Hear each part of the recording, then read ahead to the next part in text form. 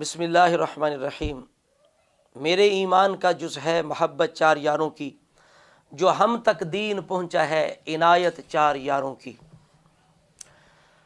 برادران اسلام، آج ایک جو بڑا عبرتناک حادثہ انڈیا کے اندر رونما ہوا، اس کے بارے میں کچھ بات کرنا چاہتے ہیں وسیم رافضی کے حوالے سے۔ بڑی مختصر بات تو بڑی لمبی ہے لیکن اختصار کی کوشش کروں گا۔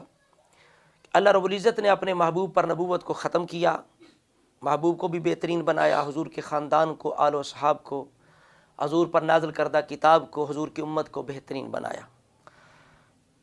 اور جب اللہ نے اپنے محبوب پہ نبوت کو ختم کیا تو آخری کتاب عطا فرمائی، اور اس کے اندر یہ فرمایا انا نحن نزلنا الذکر و انا لہ لحافظون، ہم نے ہی اسے نازل کیا، ہم اس کے محافظ ہیں۔ اور اس آیت کے سچا ہونے، قرآن کے سچا ہونے کی یہ عقلی دلیل ہے کہ آج تک 1400 سال گزر گئے، کوئی قرآن کو بدل نہیں سکا، اور اس کی مثل کوئی آیت، کوئی صورت، کوئی بات بنا کے نہیں لا سکا۔ تو جن صحابہ کے ہاتھوں سے ہمیں قرآن ملا، یقیناً وہ بھی نہیں بدلے تھے رسول اللہ کے بعد، وہ بھی سچے تھے اور سچے ہیں، اور ان کی سچائی، صداقت پر، ایمان کی حقانیت پر قرآن خود گواہ ہے۔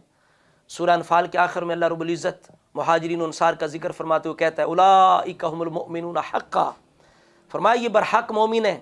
سورہ توبہ آیت نمبر 100 کے اندر فرمایا والسابقون الاولون من المہاجرین والانصار، فرمایا سمت کے سردار مہاجرین انصار ہیں، ان کی اتباع کرنے والے تیسرے ہیں، یہی جنت میں جائیں گے، جنت انہی کے لیے تیار ہے۔ وَأَعَدَّ لَهُمْ جَنَّاتٍ تَجْرِي تَحْتَهَا الْأَنْهَارُ۔ اب جس طرح قرآن نہیں بدلا، یقیناً ابو بکر، عمر، عثمان، علی بھی نہیں بدلے تھے۔ اب اللہ رب العزت نے کیا کیا؟ قرآن اور بالخصوص خلفائے راشدین کو آپس میں لازم و ملزوم کر دیا کہ جو قرآن میں شک کرے گا اسے ان میں شک ہوگا، جو ان میں شک کرے گا اسے قرآن میں شک ہوگا۔ ان لوگوں کے لیے دعوت فکر ہے جو ابو بکر، عمر، عثمان میں شک کرتے ہیں، ان کے لیے قرآن میں شک پیدا ہو گیا، انہوں نے باقاعدہ کتابیں لکھ دیں۔ فصل الخطاب فی تحریف کتابی رب الارباب،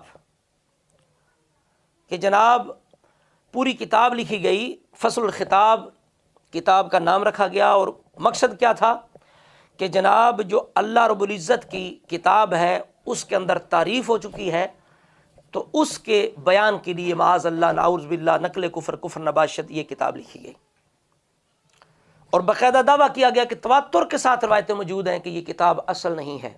پچھلے دنوں آپ نے دیکھا ایک رافضی ملا، وہ کہہ رہا تھا ہم جناب نیا قرآن لانے لگے ہیں، امت کو نیا قرآن ائمہ اہل بیت والا دینا۔ اور الحمدللہ اللہ تعالیٰ نے زہرا اکیڈمی کو یہ توفیق عطا فرمایا، میرے استاد حضرت آیت اللہ سید حسین مرتضی نقوی صاحب کو یہ ہمت دی کہ قرآن مجید کے ہاتھ سے لکھے ہوئے 4 اماموں کے نسخے انہوں نے تلاش کیے ہیں، لیکن جب پورے 4 نسخے سرٹیفائی ہو جائیں گے، ان کے اندر جو چیزیں مسنگ نظر آ رہی ہیں ان کو ہم سرٹیفائی کر لیں گے، تو آپ کے سامنے وہ پیش کیا جائے گا، اور آپ اس کی زیارت بھی کریں گے، دیدار بھی کریں گے، اور انشاءاللہ تاریخ اس بات کو لکھے گی کہ جہاں انقلاب اسلامی کی برکت سے تشیع کو اتنی عزت ملی، وہاں تشیع نے اوریجنل قرآن مجید کو ڈھونڈ نکالا اور عوام کو واپس دے دیا۔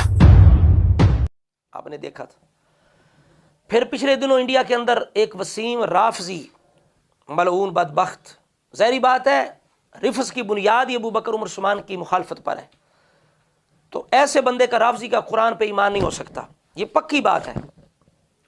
اب اس کو جب شک ہوا تھا ابو بکر، عمر رافضی ہونے کی حالت میں، تو ایمان تو اس کا فارغ ہو گیا، اس لیے کہ ان کے ایمان کو ماننا تو ضروری ہے۔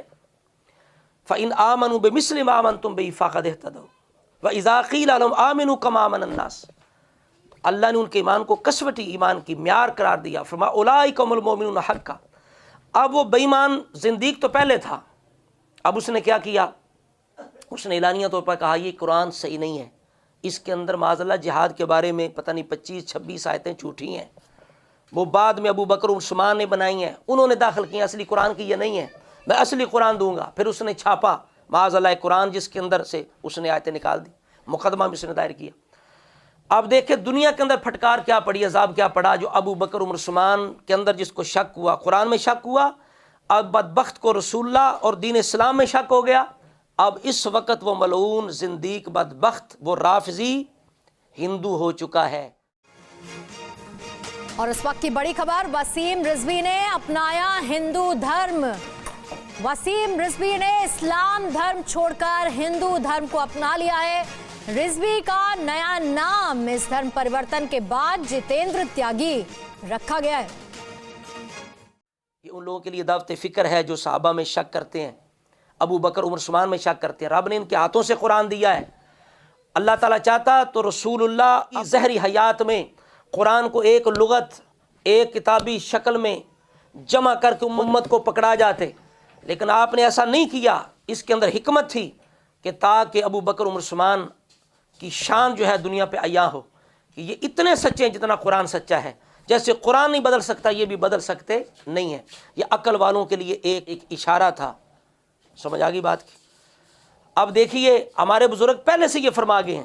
ابو ذرہ رازی رضی اللہ تعالیٰ عنہ کا یہ قول موجود ہے. آپ فرماتے ہیں اذا رأیت الرجل ینتقص احد من صحاب رسول اللہ، ایسے بندے کو جب دیکھو جو حضور کے صحاب میں سے ایک پر بھی شک کرے، فعلم انہ زندیق، یہ جان لو یہ زندیق ہے، یہ اصل میں کافر ہے. اپنے کفر پر یہ اسلام کا لیبل لگانا چاہتا ہے. زندیق اسے کہتے ہیں جو کفر کو اسلام بنائے. آگے کیا فرماتے ہیں؟ فرماتے ہیں وجہ کیا ہے؟ فرمایا ذالک ان رسول حق والقرآن حق وما جاء به حق، ہمارا رسول حق، ہمارا رسول برحق، ہمارا قرآن برحق، جو رسول لے کے وہ برحق. لیکن یہ سارا کچھ پہنچا کیسے؟ تو فرماتے ہیں انما ذالک ادى الینا قل له الصحابہ. تو فرماتے ہیں یہ سارا کچھ ہم تک صحابہ نے پہنچایا ہے. صحابہ راوی ہیں، گواہ ہیں، ذریعہ ہیں، وسیلہ ہمارے دین کے. تو فرمایا یہ بندے جو صحابہ پہ تان کرتے ہیں، تنقیص کرتے ہیں، تو فرماتے ہیں کیا چاہتے ہیں؟ یریدون ان یجرحوا شہودنا، یہ ہمارے جو گواہ ہیں دین کے ان پر جرا کر کے انہیں مشکوک کرنا چاہتے ہیں. کیوں؟ لیبطلوا الکتاب والسنت، تاکہ ہماری کتاب قرآن اور سنت مشکوک ہو جائے، باطل ہو جائے. تو فرماتے ہیں فالجرح بہم اولا، اصل میں جرا کہ یہ لائق ہیں، وہم زنادقہ، اور یہ زندیق لوگ ہیں. تو اس کے اندر ایک عبرت ہے ان لوگوں کے لیے جو صحابہ کرام میں شک کرتے ہیں. تمام دنیا رفس کو میں یہ پیغام دینا چاہتا ہوں کاظمی سید ہونے کے ناطے کہ اب بھی وقت ہے.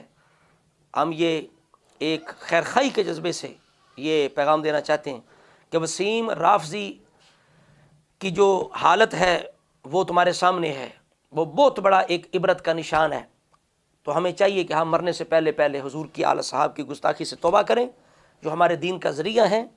ان میں شک کرنے والا ایسا بندہ ہے جس کو قرآن میں شک ہو جاتا ہے، دین میں شک ہو جاتا ہے، خود رسول اللہ کی ذات میں شک ہو جاتا ہے، نعوذ باللہ. پھر کفر کی جو منزل ہے، راستے اس کے لیے دوزخ کے کھل جاتے ہیں. تو اس وجہ سے اللہ کریم نے قرآن کے اندر بھی فرمایا ہے کہ وَمَن يُشَاقِقِ الرَّسُولَ مِن بَعْدِ مَا تَبَيَّنَ لَهُ الْهُدَىٰ وَيَتَّبِعْ غَيْرَ سَبِيلِ الْمُؤْمِنِينَ نُوَلِّهِ مَا تَوَلَّىٰ وَنُصْلِهِ جَهَنَّمَ وَسَاءَتْ مَصِيرًا. یہ سورہ نساء کی آیت نمبر 115 ہے. اس کو پڑھیں، اس کا ترجمہ پڑھیں.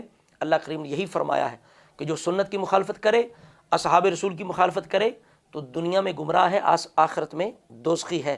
اس وجہ سے یہ وسیم رضوی ملعون کی جو بدبختی ہے وہ ہمارے لیے بہت بڑا ایک عبرت کا سامان ہے. اللہ کریم ہمیں عبرت حاصل کرنے کی توفیق عطا فرمائے. تو کسی نے اسی لیے کہا تھا کہ جڑا حق نہیں مندہ ہے درکوں، ایمان یقین تے نہیں آیا، عثمان دی شان دا نظریہ شیطان لعین تے نہیں آیا، جڑا راز عمر دا منکر ہے او بشر جے دین تے نہیں آیا، اور صدیق دا سچ مشکوک ہے تاں وت سچ زمین تے نہیں آیا. اللہ رب العزت ہمیں ہماری نسلوں کو عقیدہ اہل سنت پہ قائم فرمائے. السلام علیکم ورحمۃ اللہ.